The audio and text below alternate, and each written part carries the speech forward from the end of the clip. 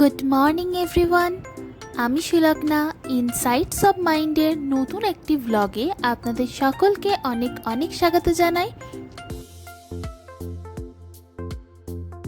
আজকে দিনটি ছিল জুন মাসের 18 তারিখ, বৃহস্পতিবার। এখন ওই ভোর 5টা মতো বাজে, বেরিয়ে পড়েছি।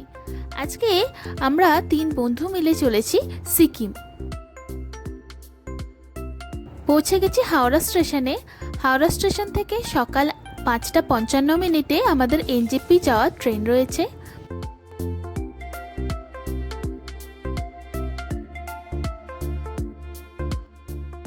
প্রায় 8 ঘন্টা অপেক্ষা করবার পর অবশেষে 6 নম্বর প্ল্যাটফর্মে আমাদের ট্রেন এলো। চলুন এবার উঠে পড়া যাক।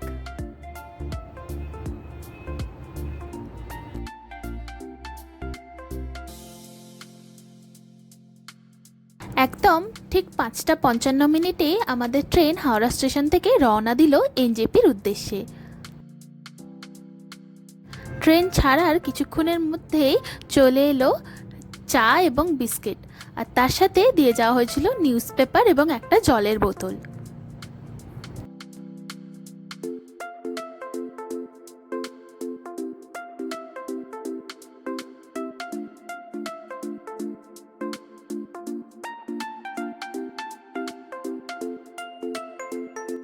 এখন ওই সকাল 7:30 মতো বাজে, আমাদের ব্রেকফাস্ট দিয়ে যাওয়া হয়েছে।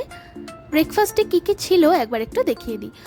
এখানে ছিল অমলেট আর আলু ভাজা, তারপর এদিকে দেওয়া হয়েছিল 2টো ব্রেড, তার সাথে ছিল একটা ছোট কাপ কেক, আর এই সাইডে ছিল জ্যাম, বাটার, একটা টমেটো কেচাপ, আর তার সাথে একটা খামে করে ন্যাপকিন এবং চামচ দিয়ে যাওয়া হয়েছিল।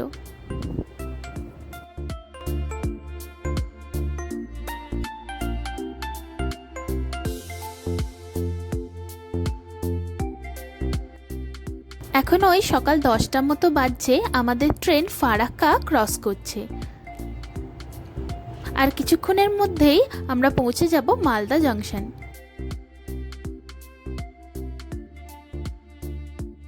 ট্রেন মালদা ছাড়তেই আমাদের লাঞ্চ সার্ভ করে দেওয়া হলো। লাঞ্চে ছিল ভাত, ডাল, চিকেন কারি, 2টো পরোটা, ওদিকে ছিল আলু ভাজা, তার সাথে ছিল টক দই, আচার আর একটা পাসপাস, আর হাত মোছার জন্য দেওয়া হয়েছিল ওয়েট ওয়াইপস।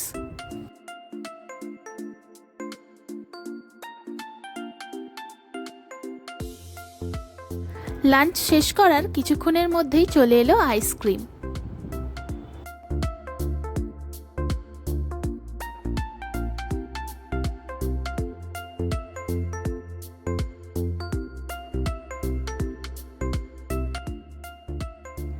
এখন বাজে হচ্ছে দুপুর 1:40, আমরা এনজেপি স্টেশনে নেমে পড়েছি।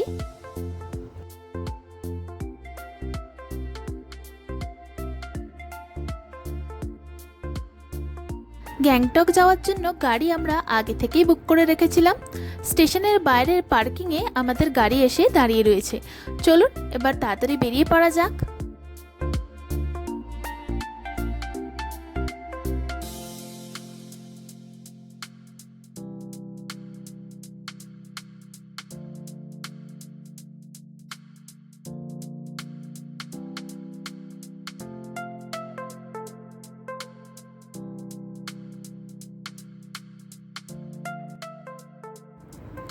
গ্যাংটক যাওয়ার পথে একটা ভিউ পয়েন্টে আমরা কিছুক্ষণের জন্য একটু দাঁড়িয়েছিলাম। এই ভিউ পয়েন্ট থেকে তিস্তা নদীটা খুব সুন্দরভাবে দেখা যাচ্ছিল। চারিপাশে পাহাড় আর মাঝখানে বয়ে চলেছে তিস্তা নদী। সত্যি ভীষণ সুন্দর দেখতে লাগছিল। এরপর হালকা বৃষ্টি শুরু হয়ে যাওয়ায় আমরা তাড়াতাড়ি করে আবার গ্যাংটকের উদ্দেশ্যে রওনা দিলাম।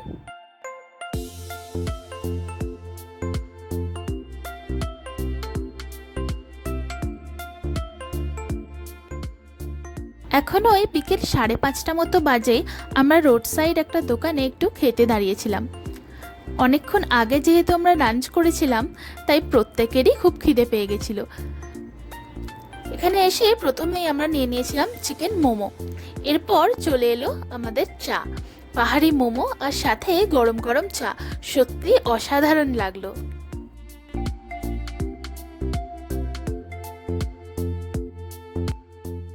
প্রায় 12 ঘন্টা জার্নির পর অবশেষে আমরা প্রবেশ করলাম সিকিমে।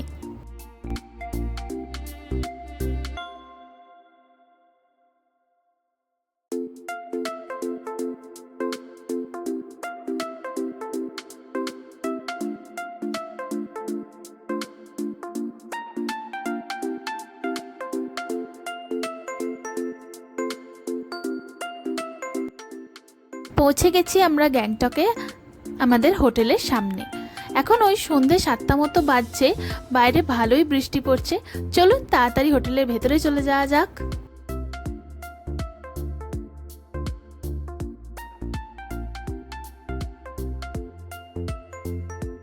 পৌঁছে গেছি আমাদের রুমে। রুমটা একবার ঘুরিয়ে দেখিয়ে দিই আপনাদের।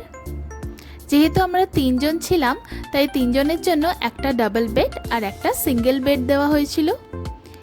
এই সাইডে ছিল একটা শু র্যাক আর ওয়ার্ড্রব, তার পাশে ছিল ওয়াশরুম, আর এই পাশে ছিল ব্যালকনি। যেহেতু অনেকটাই সন্ধে হয়ে গিয়েছে, তাই এখান থেকে তেমনভাবে কিছু আর বোঝা যাচ্ছে না। কালকে সকালবেলা আপনাদের দেখাবো ব্যালকনি থেকে বাইরের ভিউটা কেমন লাগছে। এতখানি রাস্তা জার্নি করে এসে আমরা সকলে খুব ক্লান্ত হয়ে পড়েছি। চলুন আজকের ব্লগটা তাহলে এখানেই শেষ করা যাক। খুব শিগগিরই দেখা হবে পরের একটি ব্লগে। ততক্ষণ পর্যন্ত সবাই খুব খুব খুব ভালো থাকবেন এবং সুস্থ থাকবেন।